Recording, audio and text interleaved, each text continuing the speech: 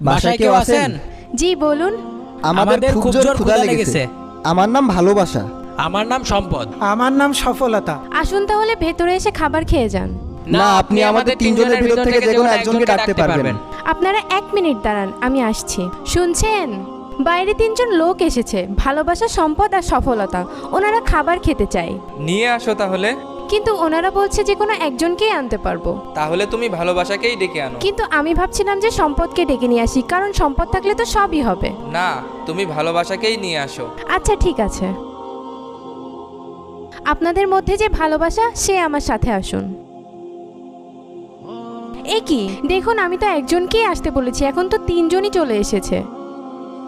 যদি আমরা সম্পদ আর সফলতাকে ডাকতাম তাহলে ওরা কেউ আসতো না। যেহেতু আমরা ভালোবাসাকে ডেকেছি তাই ওরা সবাই এসেছে, কারণ ভালোবাসা থাকলে সফলতা আসবে, আর সফলতা আসলে সম্পদ এমনিতেই আসবে।